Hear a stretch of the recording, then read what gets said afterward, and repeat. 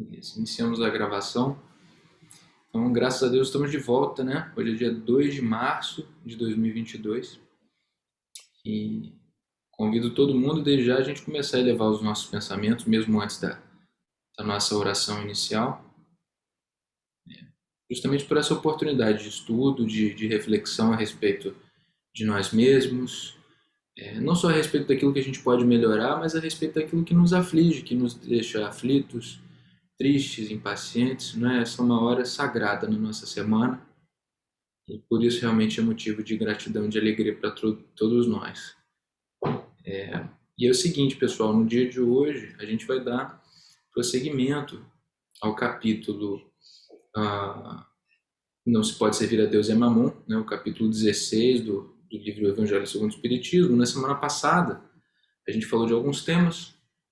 Antes de eu fazer esse resumo, eu tenho aqui, João, o prefácio do livro separado para uma leitura, mas me deu uma vontade de pedir para você abrir qualquer leitura aleatória aí para gente, em algum livro que esteja perto de você, para a gente poder fazer a abertura de hoje com uma leitura que você selecione.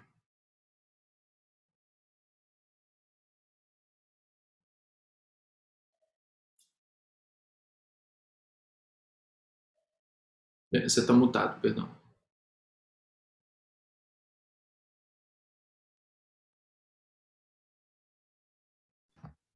Estou abrindo aqui, se você quiser, pode ir iniciando aí. Eu só vou abrir aqui para ler a página. Tá bom. Só me dá um minutinho que eu vou pegar um copo d'água, tá? Tá.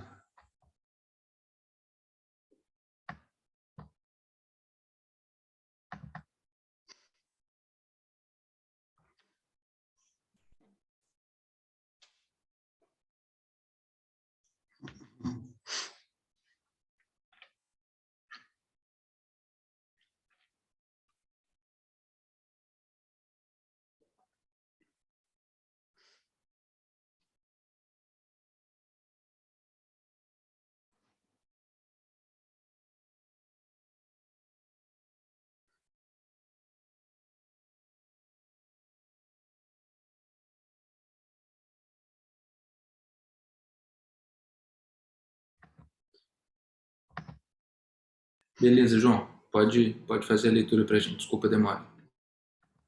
Eu também estou demorando aqui. Vou abrir. Vou abrir com a página que eu encaminhei hoje. Só.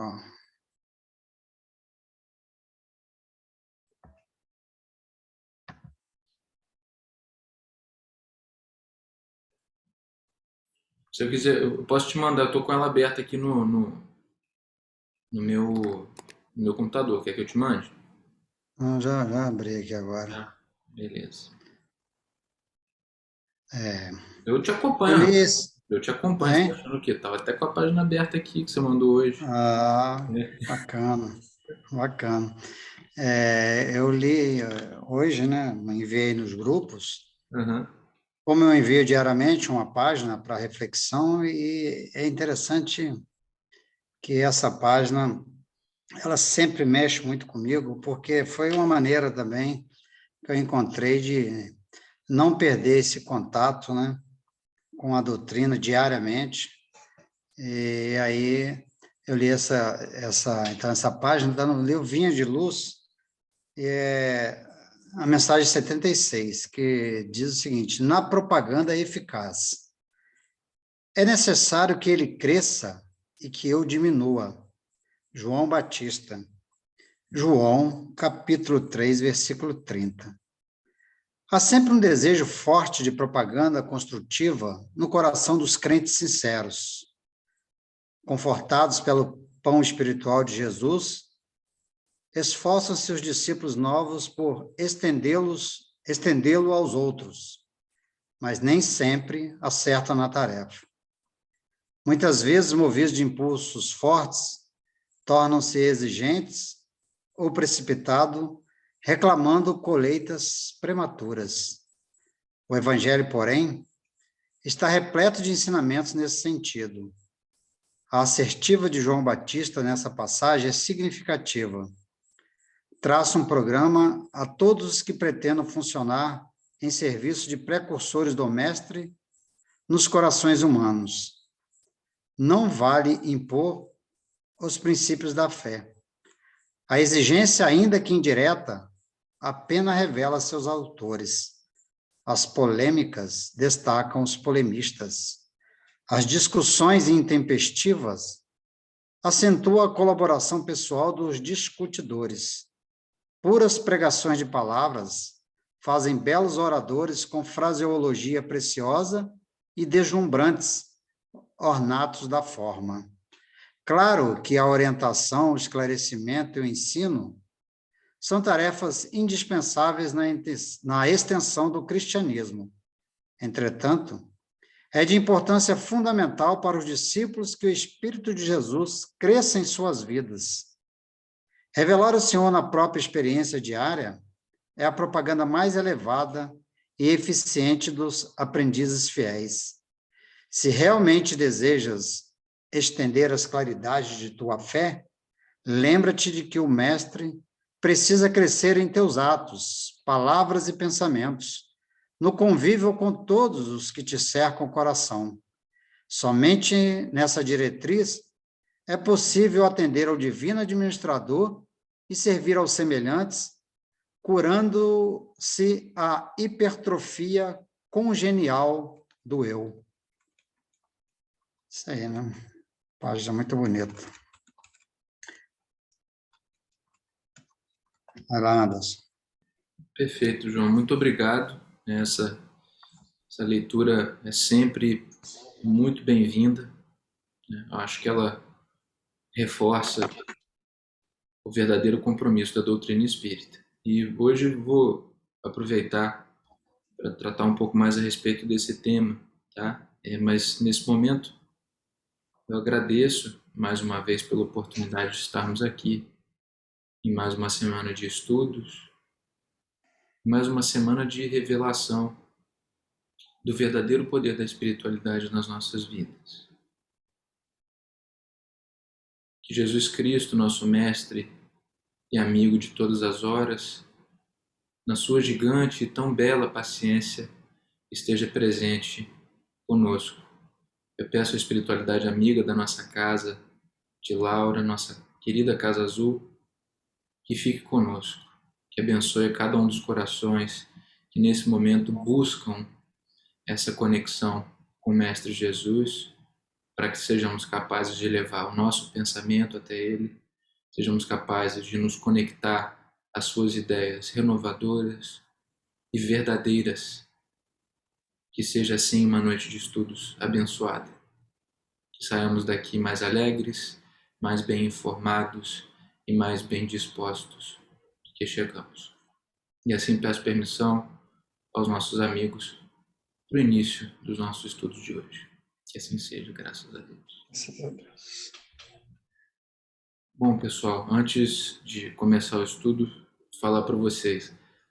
Hoje, por mais que, graças a Deus, tenha sido um dia de trabalho bacana, né, que eu tenha conseguido fazer as coisas que eu precisava, não foi um dia fácil. Eu estava um pouco tenso, um pouco ansioso, estava lidando com questões que, para mim, sempre me deixam ansioso mesmo, né? Fico preocupado.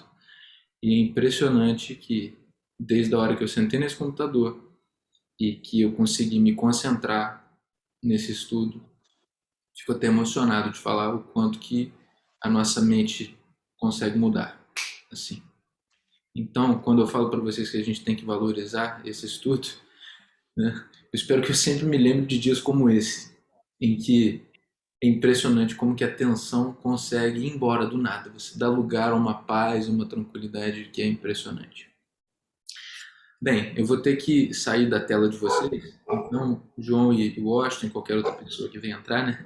Se precisarem falar comigo, eu vou pedir para vocês falarem pelo microfone, porque eu não vou conseguir ver vocês acenando, tá bom? Então, na semana passada, gente, a gente começou a conversar a respeito do capítulo 16 do nosso livro, falando muito das questões materiais, né? Aqui dentro desse capítulo, Kardec e os espíritos superiores, se apoiando nas escrituras sagradas, no Evangelho de Jesus nos trazem uma visão muito apurada da nossa necessidade de desmaterialização, não é? O tipo de cuidado que a gente tem que tomar em relação aos bens materiais, mas também não criam qualquer tipo de fantasma, muito pelo contrário, eles buscam aqui desmistificar um preconceito, né? Um mito que foi criado ao redor do papel do dinheiro, dos bens materiais de forma geral na nossa vida. Então, associou-se ao longo do tempo, dos séculos, uma imagem muito ruim ao dinheiro, né? Às posses materiais.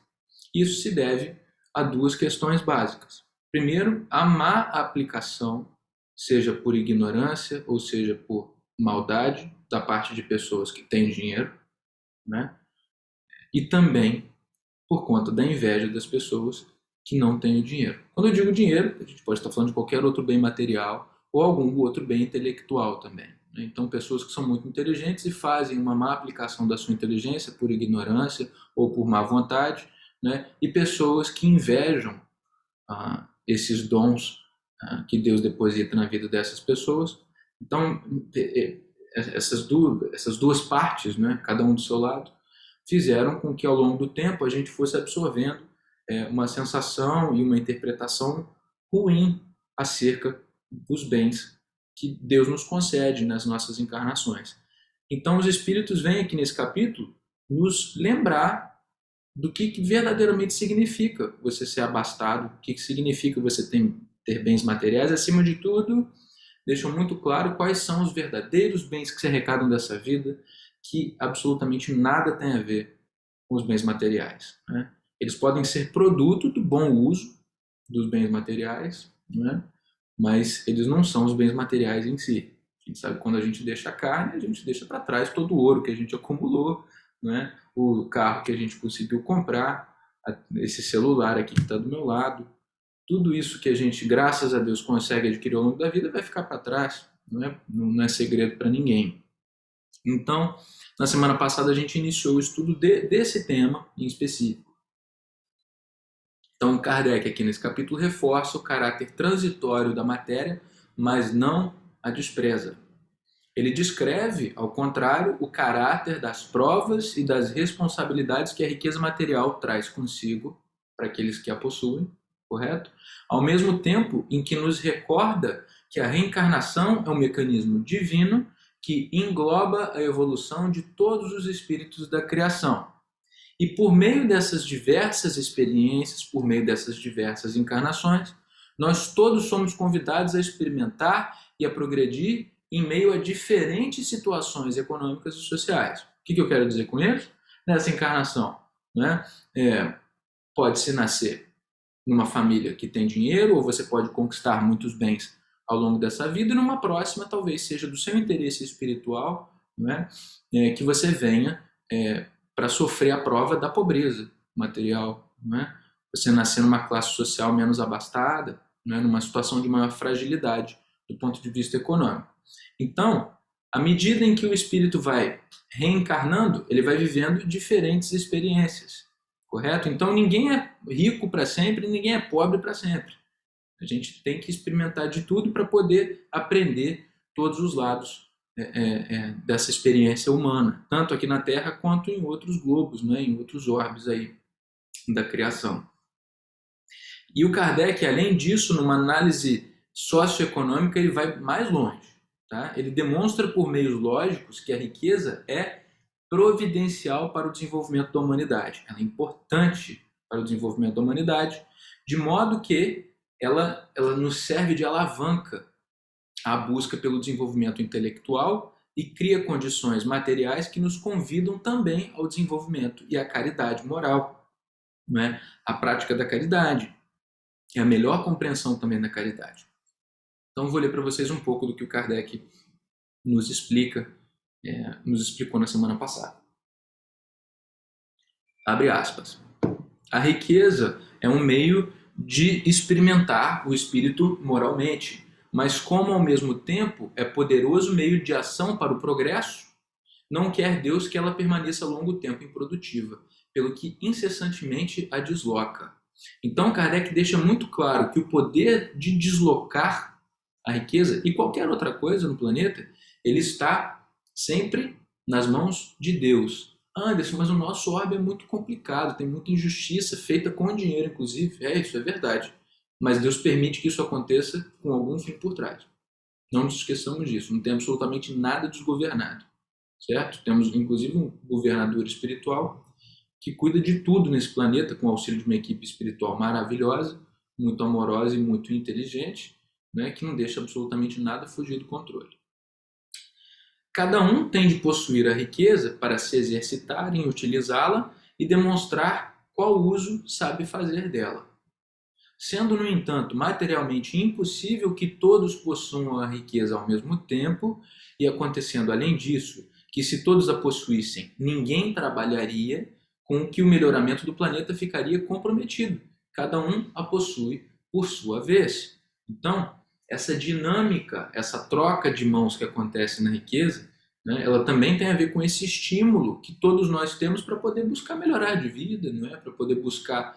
E mesmo, vamos supor, não, Anderson, mas eu já tenho uma vida muito bacana e mesmo assim eu tenho os estímulos materiais. Às vezes você, né, quer comprar um telefone diferente, né, você quer fazer uma viagem diferente com a sua família, né, seu esposo, a sua esposa, a sua filha tem vontade de poder ter uma experiência fora do país e você trabalha duro para você conseguir aquilo, né? Isso é justo, não há problema absolutamente nenhum nisso, tá?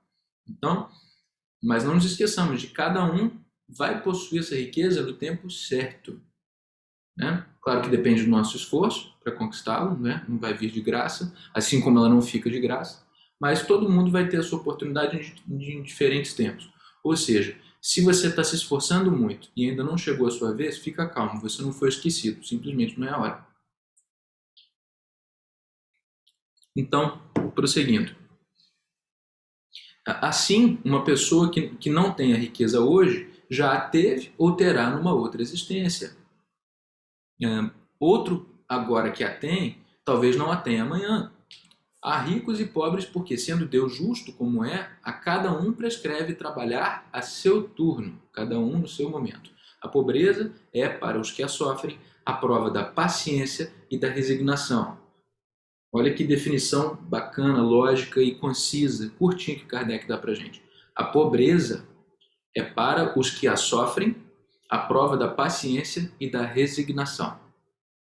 A riqueza é para os outros a prova da caridade e da abnegação.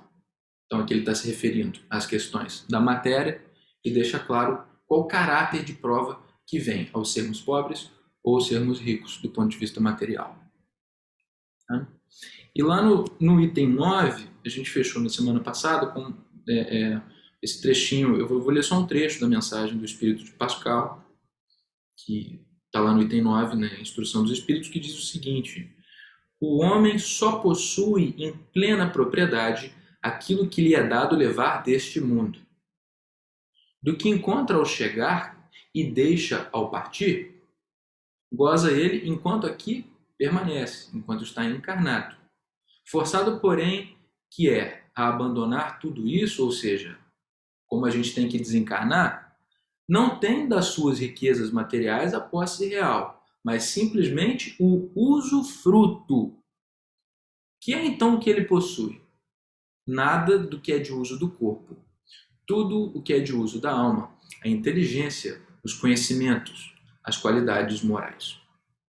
Olha que bacana. É isso que nos resta, né? Então, gente, a gente falou sobre esse processo de conscientização pelo qual está todo mundo passando, né? De entender verdadeiramente o que significa a matéria, né? E também de começar a compreender o tipo de vício no qual a gente vem escolhendo viver. Não é? Que é um vício ligado à matéria, como a gente sabe. A gente vai se apegando à matéria. Não necessariamente só ao dinheiro, existem outros tipos de apegos materiais, mas a gente não vai fazer uma análise tão ampla assim. Eu acho que cada um tem a sua própria consciência, a gente tem condições de pegar esse exemplo do dinheiro e aplicar em outros pontos da nossa vida. Tá? Mas o Pascal fala pra gente do que se leva daqui. Né? Então a gente sabe que a matéria não se leva. Eu já falei isso 10 vezes. Mas levamos as impressões, as marcas, os rastros que a matéria imprimiu na parte mais profunda do nosso ser. Né? Então, pode falar, João. Repete aí, porque travou, cara, para mim aqui. Não sei se travou para o Washington também. Você ficou um tempinho aí, alguns segundos, falando e eu não estava ouvindo. Não, para mim deu certo. Deixa eu Ah, aproveitar e fazer uma pergunta. Claro, Ô, claro. Anderson. Posso fazer? Essa marca registrada, ela fica no pré-espírito, né? Isso. É Correto. isso? Correto. O perispírito vai armazenando todas as marcas da nossa experiência, não é? Isso. É isso. Perfeito. Então tá bom. Obrigado. Por nada, ótimo. Mas, de qualquer forma, só uma coisa importante, é, essa colocação que eu fiz, por mais que o Washington esteja certo, eu não estava me referindo somente ao perispírito. Eu estava pegando um jeito talvez um pouco mais filosófico, né? No sentido de, tipo assim, a gente vai carregar conosco, claro que no perispírito, o Washington está certíssimo na observação científica dele, né? Mas o que eu quis dizer é que tudo aquilo que a gente escolhe viver, não é? A gente vai carregar conosco. Então, o peso que se dá em demasia à matéria, a gente não deixa ele para trás. O ouro fica aqui, mas o peso que se atribui ao ouro a gente leva, justamente no perispírito. Perfeito, eu acho da sua observação, tá? Até aqui tudo certo, gente? Agora eu tô vendo vocês, pode confirmar com um joinha aí. ok, ok. Ok. Tá ótimo. Então, né, nós levamos essas impressões, essas marcas que o nosso desejo, que a nossa vivência, né, as nossas escolhas, as nossas vontades, os nossos pensamentos, as nossas palavras, todas as nossas ações, né, imprimiram em nós, mais diretamente no nosso perispírito. Então, agora nessa mensagem seguinte que a gente vai ler aqui, a gente vai explorar um pouco mais da justa aplicação da riqueza.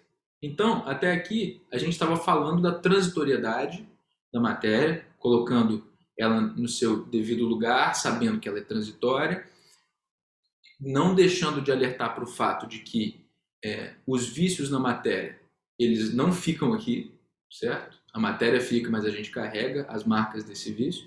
E agora a gente vai falar um pouco mais sobre como, beleza, Anderson, como é que a gente vai fazer para poder fazer uma boa aplicação, né, desses recursos que nos são disponibilizados pela providência divina, né?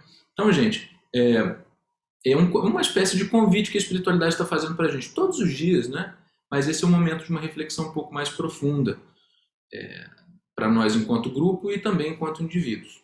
Eu conheço vocês que estão aqui estudando comigo nesse momento e a maioria das pessoas que posteriormente vão assistir eu também conheço, e graças a Deus eu posso dizer que a gente vive uma posição que a gente tem um relativo, mínima, né? Pelo menos o básico a gente tem. Na verdade, a gente tem bem mais do que o básico, mas vamos lá, gente. A gente tem uma cama, nós temos alimento, nós temos um chuveiro, uma escova de dente, não é? A gente tem esse aparato tecnológico aqui para poder ajudar a gente, né? Então, graças a Deus, essas oportunidades, esses bens nos foram trazidos, correto?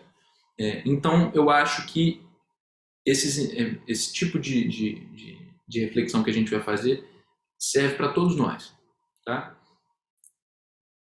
E nos traz o seguinte, o Espírito. Não podeis servir a Deus e a Mamon. Guardai bem isso em lembrança, vós a quem o amor do ouro domina, vós que venderíeis a alma para possuir tesouros, porque eles permitem vos eleveis acima dos outros, homens e vos proporcionam os gozos das paixões. Não podeis servir a Deus e a Mamon. Se, pois, sentis vossa alma dominada pelas cobiças da carne, dai-vos pressa em alijar o jugo que vos oprime, porquanto Deus, justo e severo, vos dirá: que fizeste, econômico infiel, dos bens que te confiei? Esse poderoso móvel de boas obras exclusivamente o empregaste na tua satisfação pessoal. Pessoal, só uma coisa importante aqui. Ó. A palavra severo, vou até lá na etimologia da palavra, tá? Para vocês entenderem.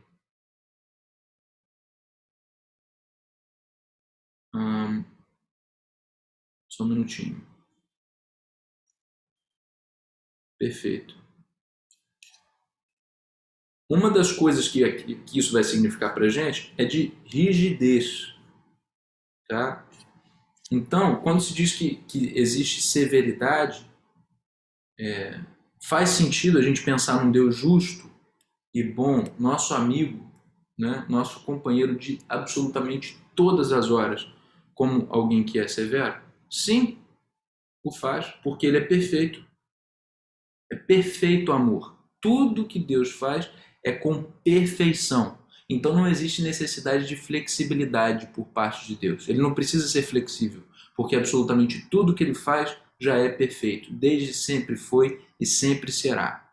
Então, não nos permitamos ler o Evangelho segundo o Espiritismo e cair no melindre de achar que isso daqui é feito para ferir o coração de alguém. É exatamente o contrário. Tá? Então, às vezes, lendo, a gente fala, nossa, mas espera aí, Deus é justo e severo? Mas o que... Gente, não é o severo que vai te dar uma burdoada na cabeça, não. Né? É o severo que sabe exatamente o que você precisa desde quando você era lá simples e ignorante. É esse tipo de severidade que a gente está tratando aqui. Tá? Então, por isso que é importante a gente estudar o livro dos Espíritos para a gente saber que Deus é infinitamente justo e bom. Ele sabe de absolutamente tudo, sempre soube e só quer o bem, nunca desejou o mal de ninguém. E por isso ele tem sim o direito de ser severo, porque a inflexibilidade dele, ela deriva de um amor que a gente não tem nem capacidade de compreender. Por isso que ele pode ser inflexível, porque ele só deseja o bem, só faz o bem de forma perfeita. Tá? É importante reafirmar isso. Para mim, inclusive. Porque às vezes a gente fala, essa prova está muito pesada. Deus está sendo muito severo comigo. Tá, porque ele acredita em você muito mais do que você imagina. É por isso que ele está sendo severo contigo. Vamos adiante. Então, aí Deus nos pergunta, que fizeste, econômico infiel dos bens que te confiei? Esse poderoso móvel de boas obras, exclusivamente o empregaste na tua satisfação pessoal. Então, o que são essas coisas que a gente recebe da vida? Né? Esses dons, esses talentos, o dinheiro, eles são móveis de boas obras. E a gente tem que buscar o bom emprego.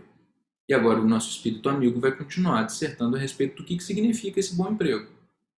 Quando então o melhor emprego que se pode dar à riqueza? Procurai nestas palavras: amai-vos uns aos outros. A solução do problema. É aqui dentro que a gente vai achar a solução para esse problema. Poxa vida, eu não sei o que fazer com esses recursos que eu tenho, né? Eu não sei como que eu posso servir a minha comunidade, ao meu próximo, né? Ou até mesmo a mim mesmo. Não sei, poxa, eu estou tão triste, eu tenho dinheiro, o que eu posso fazer para poder me sentir melhor? Amai-vos uns aos outros. Busca multiplicar o amor que existe regendo o universo. Né? Essas palavras guardam o segredo do bom emprego das riquezas. Aquele que se acha animado do amor do próximo tem aí toda traçada a sua linha de proceder.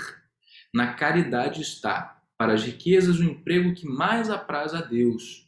Não nos referimos, é claro, a essa caridade, olha lá, hein? Não nos referimos, é claro, a essa caridade fria e egoísta, que consiste em a criatura espalhar ao seu derredor o supérfluo de uma existência dourada. Referimos-nos à caridade plena de amor, que procura a desgraça e a ergue sem a humilhar.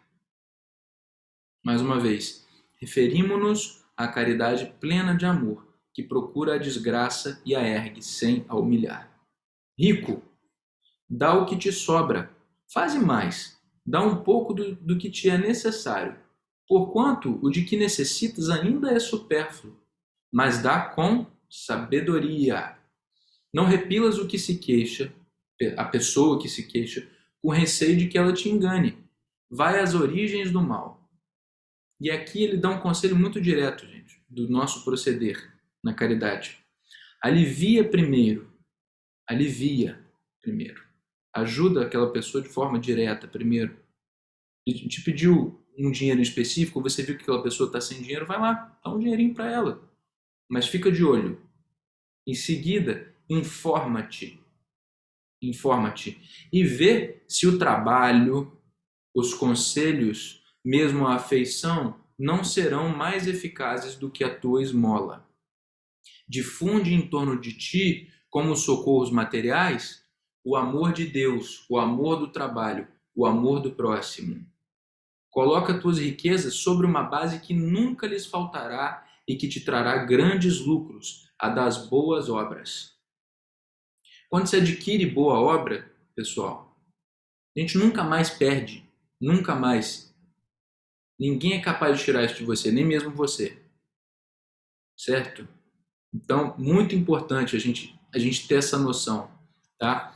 Então, tentando trazer um pouco, até para algumas reflexões que eu venho tendo na minha vida, e eu sempre tento tratar com vocês aqui da melhor forma que eu consigo. Esses estudos são bons também para eu conseguir botar um pouco das minhas reflexões para fora e aprendendo um pouco mais sobre o seguinte: fazer o bem é uma questão de lógica, de inteligência, não é?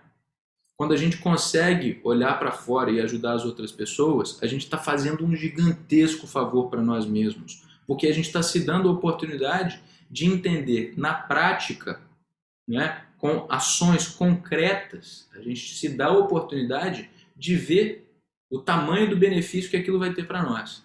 Né? A gente está vivendo a verdade, o caminho que Jesus Cristo tem traçado para todos nós na prática. Então a gente sai do campo do estudo, aqui das quartas-feiras, né, das quintas, aí, né, tem alguns estudos, a gente sai desse campo aqui teórico e a gente coloca isso em prática e nós vamos colher esses frutos. E ali a gente vê a verdade funcionando na nossa vida. Não é? A gente vê o efeito positivo que isso surte. Por isso que é tão importante a gente praticar a caridade. Então, quando se diz agrada muito a Deus, não é porque Deus fica batendo palma para você, não. É porque você entra em sintonia com Ele e aí você tem condições de experimentar um nível de sentimento que antes você achava que nem existia. A gente se esquece que existe. Né? Então, a caridade é isso, é elevar o nosso padrão vibratório, é se colocar nesse tipo de trajetória. Tá? Então, vamos seguir em frente. É mudar a nossa percepção. Veio aqui na minha cabeça, é isso. É mudar a maneira como a gente percebe a vida. É atribuir valor àquilo que realmente tem valor. Tá? Então, seguindo em frente. Difunde em torno de ti, como socorros materiais, o amor de Deus, o amor do trabalho e o amor do próximo. Coloca tuas riquezas sobre uma base que nunca lhes faltará e te trará grandes lucros, a das boas obras. A riqueza da inteligência deves utilizá-la como a do ouro. E olha aqui, você vê que ele já puxa, opa, a riqueza da inteligência deves utilizá-la como a do ouro. Então não deixe de fora os talentos que você tem. Eu sou bom de conta, eu sou bom de bater papo, eu sou bom de ouvir as pessoas. Né? Isso também é riqueza da inteligência.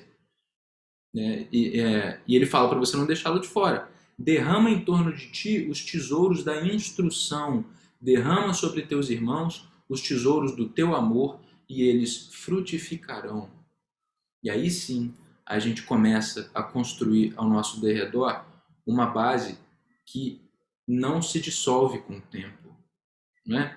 Ali a gente começa a conquistar esses bens da alma que nunca mais vão embora, nunca mais nos deixam. E nas próximas e próximas existências a gente vai estar cada vez mais próximo da verdadeira felicidade. Né? Por meio desses ensinamentos colocados em prática que a gente vai ter condições de experimentar isso. Então os estudos que a gente faz aqui toda quarta-feira, eles têm essa finalidade, não é? É nos dar as ferramentas, as reflexões, o caminho das pedras para a gente conquistar uma felicidade que ninguém consegue tirar da gente. E é uma felicidade cada vez menos abstrata, porque você vive ela no seu dia a dia. Né? Você vive ela no seu dia a dia. E é engraçado, a gente às vezes tem essa mania de falar mal dos bens materiais e da matéria. Não só não serve para mostrar as boas coisas sendo colocadas em prática, como, vamos lá, a gente sabe que a gente traz conosco de experiências passadas o orgulho, a vaidade, o egoísmo, isso tudo, né? A gente estuda aqui na doutrina espírita. Agora, como que a gente descobre, pessoal? Como que a gente descobre que a gente é orgulhoso, onde a gente é orgulhoso e por que a gente é orgulhoso? Né? Lembrando que o orgulho é um engano. Tá? O orgulho é ignorância. Tá? Porque ele denota um desconhecimento do que a gente verdadeiramente significa. Mas voltando aqui. Como é que a gente descobre o porquê a gente é orgulhoso, em quais situações a gente é orgulhoso? A gente descobre aqui na matéria, sendo provocado por esses vícios, correto? Por essas situações complicadas nas quais a gente se mete, não é? Essas tentações, correto? a gente vai sendo provocado por isso e ali, vagarosamente, a gente vai percebendo diante dos nossos olhos, de uma forma palpável, né, o nosso orgulho aparecendo, a nossa vaidade aparecendo, tentando atrapalhar o nosso caminho, né, e tentando distanciar a gente da nossa felicidade. A gente vai caindo nas nossas próprias armadilhas, correto? Então, a matéria tem, quando a gente fala que a gente está na escola da matéria, na escola da terra, é por isso, porque aqui você vai vivendo experiências que vão lá nas suas memórias espirituais, correto? Né? E vão trazer para fora essas imperfeições. Renovadas em que sentido? Você agora está vivendo novas experiências, né? A gente nunca viveu o século XXI no planeta Terra antes, é a primeira vez que a gente está vivendo. Né? A gente tem encarnações passadas, mas o gênero, o tipo de orgulho, digamos assim, o tipo de coisa que exacerba o nosso orgulho e coloca ele para fora, ele continua sendo mais ou menos o mesmo. Então a gente está vivendo essas novas experiências que nos dão na carne a oportunidade de ver o orgulho na nossa cara. Então não é só por meio da reflexão, mas é por meio da experiência. Né? É você crescendo o olho no carro de uma outra pessoa. Você vendo aquele carro, falando, nossa, que carrão, é aquele carro que eu quero. Por que ele tem aquele carro? Eu mereço, ele não merece aquele carro. Se a gente não tivesse a matéria, ia ser mais difícil, né, da gente identificar essa imperfeição. Se não tivesse o carro para a gente cobiçar, talvez a gente não descobrisse que a gente é invejoso. É por isso que a gente tem que viver. Não é viver só para acertar, não. Mas é a gente ver o tamanhão do erro, certo? É a gente ver que a gente está de olho no carro dos outros. Né? É a gente gritar com os outros no trânsito e se arrepender. É assim que se evolui. Não estou dizendo para ninguém invejar ninguém aqui não, tá? Não é isso que eu tô sugerindo. O que eu estou sugerindo é que a gente viva a nossa vida e vá corrigindo de forma gradativa as nossas imperfeições. Sem as vivências, não tem como a gente identificá-las. Então, por isso que eu busco dar o devido valor à matéria. Se não fosse a matéria, gente, né, a gente não teria tanta facilidade de identificar esses nossos vícios, as nossas imperfeições que precisam ser corrigidas para a gente conseguir se desmaterializar, né, e seguir um caminho mais positivo. Mas, bom, sigamos em frente. Eu tinha escrito um textinho aqui sobre essa coisa da matéria ser uma ferramenta. Deixa eu ver se vale a pena ler. A matéria é ferramenta? Eu vou ler aqui, para resumir um pouco desse pensamento que eu trouxe. A matéria é ferramenta para vivermos o caminho e para compreendermos melhor a nossa própria missão. Ela também nos serve de instrumento para a aplicação das nossas próprias provas, certo?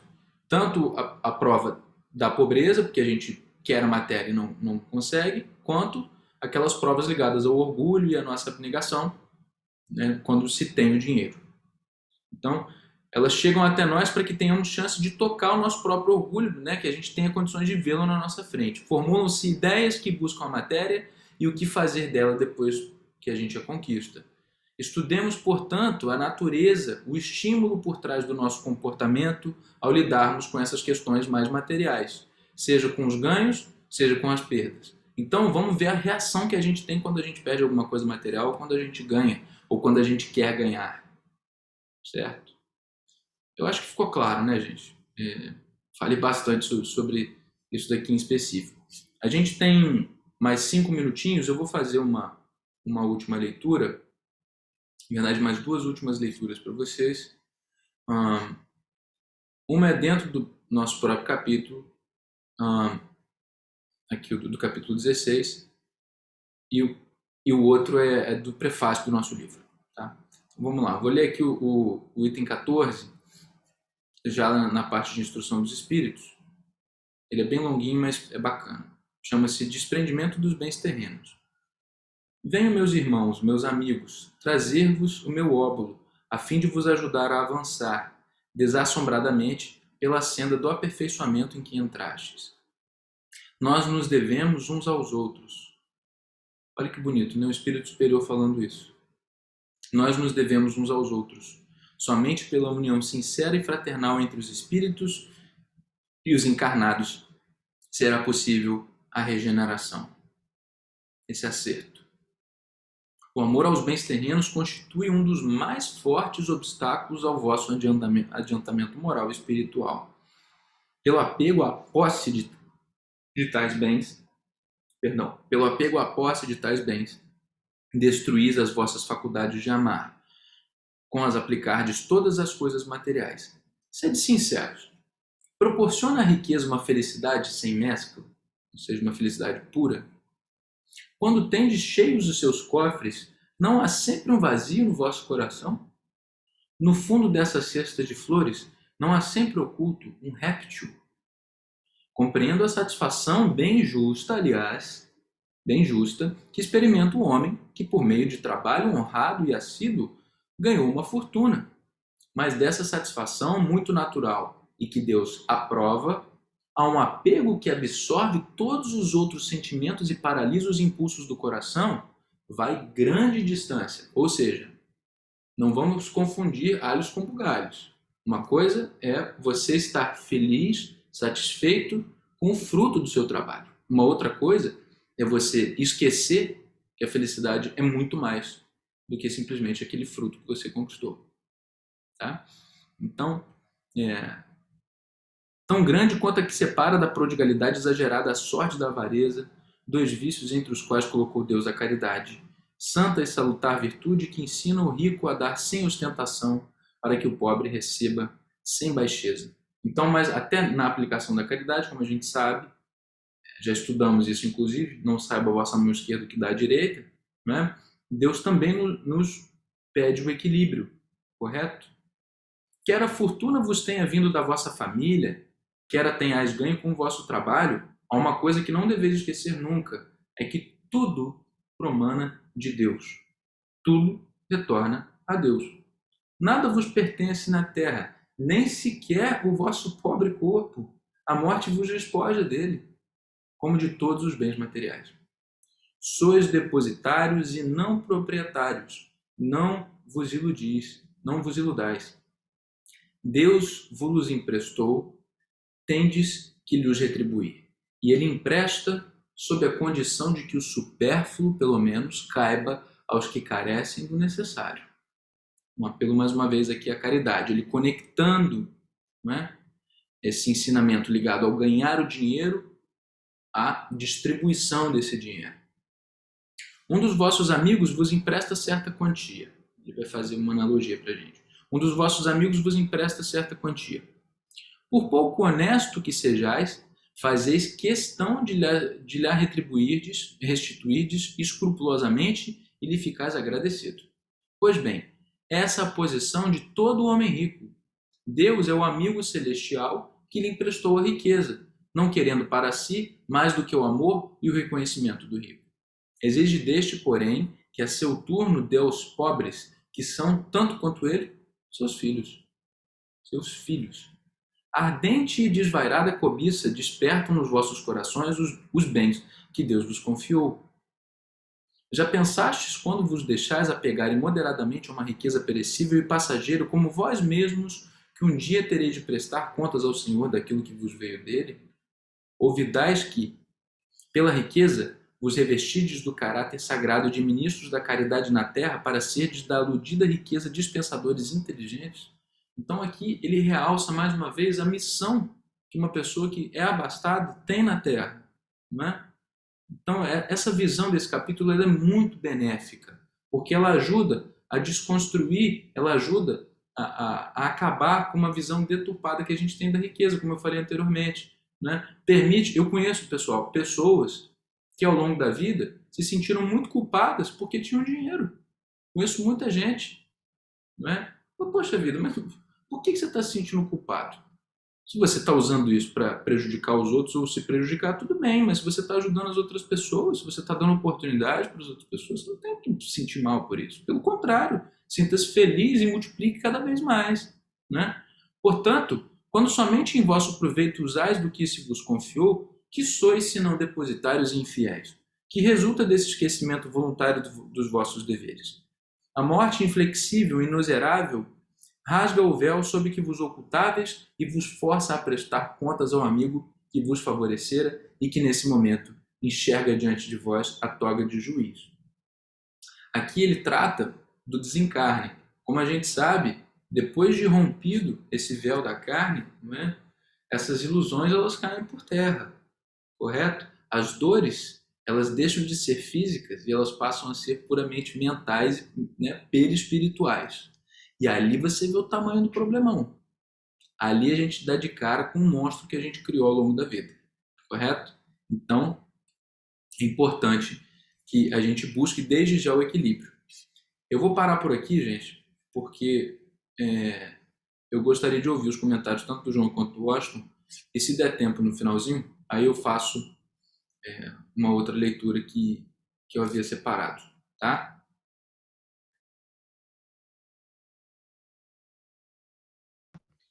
Ô, Anderson, primeiro aí é agradecer, cara. A maneira espontânea que você coloca o seu estudo é muito legal, muito interessante. E trazendo para a gente, né, o que mostra a doutrina, ela nos faz pensar diferente. E às vezes a gente quebra, né, muitos paradigmas, né, que a gente vai criando ao longo do tempo.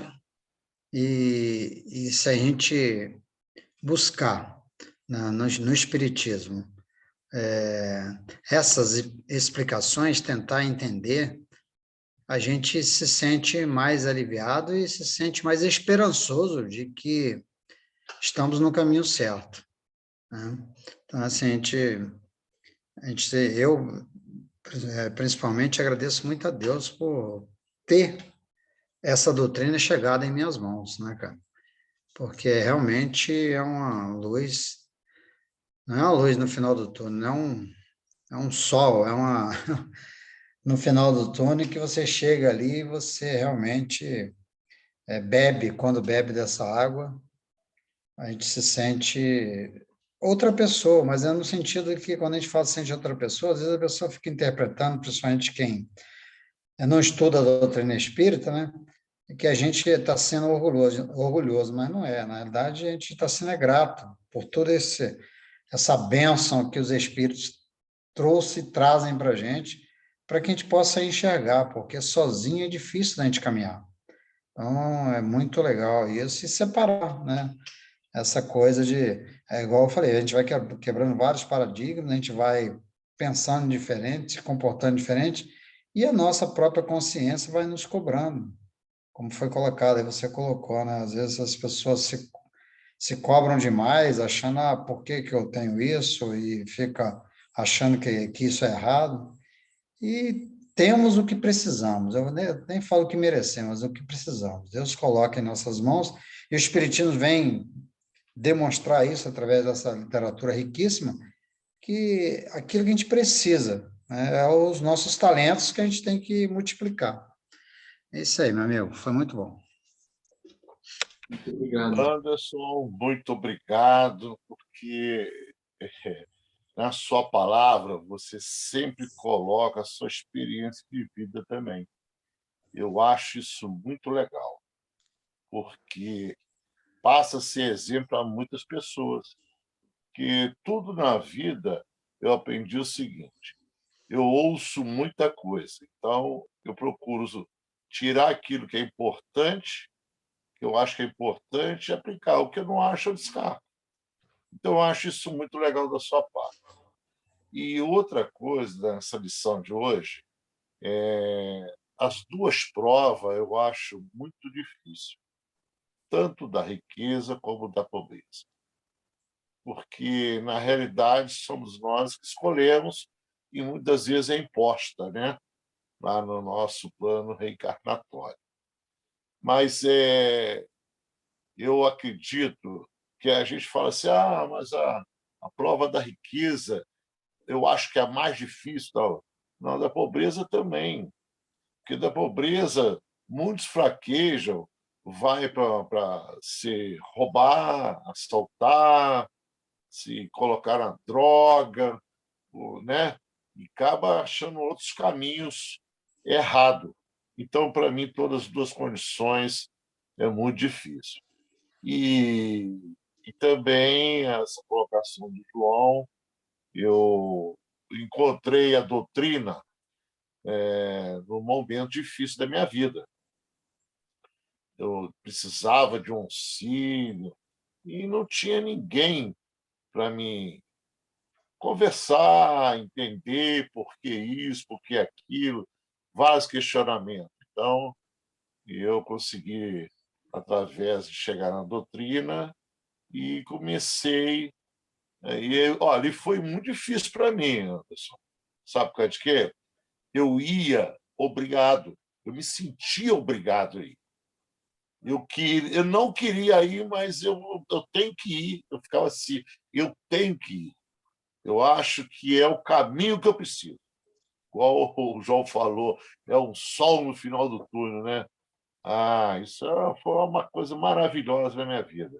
E nisso eu fui passando a, a sair da obrigação, sentir o prazer pelos conhecimentos, a gente vai saindo da ignorância, vai achando a palavra de Jesus, Deus, da espiritualidade maior, né? Várias falanges. Então, eu consegui me encontrar nessa nossa doutrina, graças a Deus. E espero que muitos que estão ouvindo essa palavra sua possam entender a real finalidade de aprender isso, né? Então, essa é a minha colocação. Obrigado por tudo, Antes. Não, acho que eu que agradeço. E complementando o que você falou em relação ao peso das provas, né? A verdade é a seguinte: gente feliz eu conheço. Agora, gente que tem a vida fácil eu não conheço ninguém. Ninguém. Tem gente que parece que tem a vida fácil, né? Mas não tem. Porque ou a consciência cobra, né? Ou as provas vão ficando cada vez mais difíceis. Né? A providência divina é assim, beleza. Né? Eu também estou com você, eu conheço e eu sou um deles. Eu falo porque eu sou um deles, entendeu? A gente, igual você falou, nós temos uma casa, nós temos comida dentro de casa, temos alguns bens materiais, né? E aí você fica assim, pô, eu chego em casa, tenho uma comida, uma cama com roupa limpa, tomo banho, troco de roupa, aí vou fazer a parte de recreação, de diversão, né? Então, é difícil, porque às vezes, quando a gente está assim no pensamento, eu falo assim, ai meu Deus do céu, e aquele irmão que está deitado lá na rua com fome, sujo, sem tomar um banho, sem escovar um dente, né? Aí a gente começa a se cobrar. A gente sabe que eh, não é, não é certo a gente se cobrar por isso, mas o sentimento a gente traz isso, né? Com certeza, eu acho. Sem dúvida nenhuma. Mas, bom, gente, obrigado mais uma vez pela oportunidade. Eu vou encerrar aqui o nosso estudo com a leitura do prefácio do Evangelho segundo o Espiritismo. Eu abri a versão digital hoje e me deu vontade de ler para vocês. Eu acho que é sempre bom a gente se recordar da base, da base, da base, né? Então, uma base sólida a gente consegue ir em frente com muito mais segurança.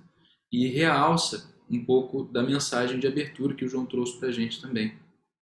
Né? Porque, e também tem a ver com o nosso capítulo, porque somos depositários de uma experiência reencarnatória que é muito enriquecida e iluminada, como o João falou, tem um sol, né, que é o Cristo Consolador e o Consolador Prometido. Né? A nossa vida tem esse duplo caráter. Além da gente ser cristão, a gente ter acesso à verdade, a gente tem acesso a essa verdade do Espiritismo, que ela vem assim, ó, toma, sei que você está precisando. Então, vou encerrar com essa leitura e pedindo a Deus que nos abençoe. Até vou pedir licença de vocês para eu mesmo fazer a oração de encerramento hoje, né, pedindo para que a gente consiga sentir o verdadeiro valor do Evangelho de Jesus em nossas vidas, para a gente se reconstruir e ajudar a construir um mundo melhor. Né? Tem muita gente, pessoal, precisando de ajuda, de muito carinho, de muita compreensão, de muito serviço da nossa parte. Então, fazendo a leitura aqui para vocês, que diz o seguinte: os Espíritos do Senhor que são as virtudes dos céus, qual imenso exército que se movimenta ao receber as ordens do seu comando, espalham-se por toda a superfície da terra, e semelhantes a estrelas cadentes, eles vêm iluminar os caminhos e abrir os olhos aos cegos.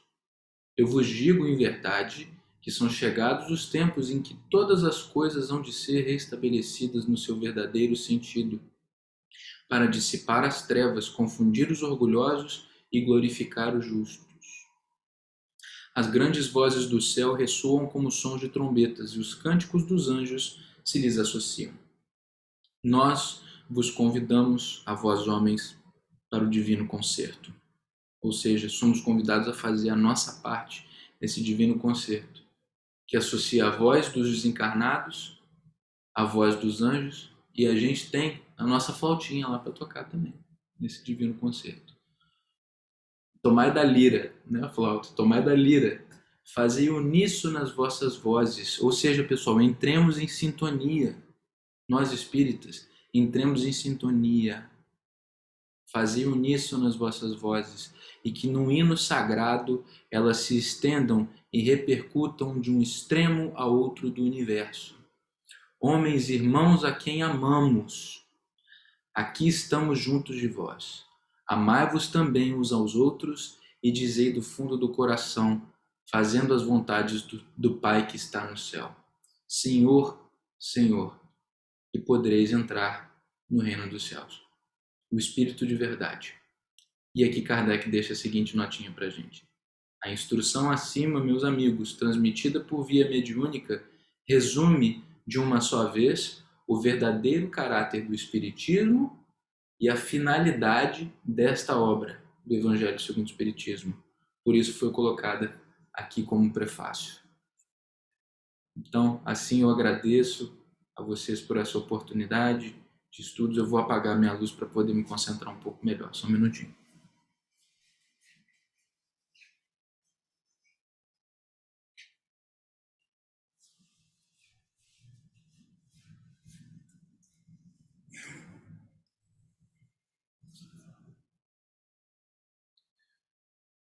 Bondoso e amado Mestre Jesus, chegamos, Mestre.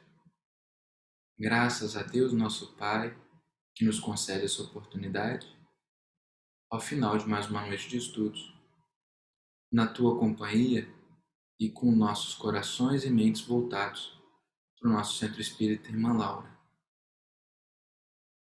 que veio à Terra, que foi construído por mulheres e homens, e também está sendo construído por nós que aqui nos encontramos, com a finalidade de espalhar a Tua luz. Agradecemos, Senhor, por conseguirmos nos conectar com a Tua purificada essência espiritual, que amplia a nossa capacidade de sentir com pureza, que nos eleva até as Tuas ideias e que nos mostra que é possível sorrir diante de um cenário tão complicado. Eu falo complicado, mas eu falo com um sorriso no rosto, porque saio dessa noite de estudos na companhia daqueles que têm a certeza absoluta, serena, cheia de esperança de que o nosso planeta vai dar certo. Custe o que custar. Esse custe o que custar que eu digo para vocês é o orgulho, a vaidade e o egoísmo de nós homens, ainda tão pequenininhos na nossa inteligência, na nossa capacidade de sentir. Assim, Mestre Jesus, eu lhe peço, além desses estudos, eu lhe peço o enobrecimento dos sentimentos e a capacidade de enxergar o tamanho da minha potência e o tamanho da potência de todos os meus companheiros de caminhada, para que a gente consiga fazer do nosso centro espírita um ponto de luz que irradia humildade, persistência, paciência, confiança e coragem, Que sejamos eu, Washington e João abençoados pela tua companhia, pela companhia da nossa querida irmã Laura, e que saibamos medir o tamanho dessa bênção, que às vezes parece imensurável, mas que ao olharmos para nossas provas, sejamos capazes de entender que essas mesmas provas que às vezes são tão dolorosas são sinônimo de amor que vem diretamente de ti, que sai diretamente do teu coração e que se derrama sobre mim e sobre os nossos companheiros de caminhada. Abençoa, Senhor, os nossos corações e que se frutifique a tua obra de caridade por meio das nossas mãos e da nossa inteligência. Assim, eu lhe agradeço mais uma vez e peço permissão a ti e a todos os nossos amigos espirituais e a Deus, nosso Pai. Peço a vocês a permissão de finalizarmos os trabalhos da noite de hoje e que tenhamos uma boa noite de sono, de descanso, para amanhã a gente acordar muito bem e seguir o nosso dia também em boas vibrações. Que assim seja, graças a Deus. Que assim seja, graças a Deus. Graças a Deus. Beleza, gente. Muito obrigado. Eu vou finalizar nossa gravação. Um beijo no coração e até breve.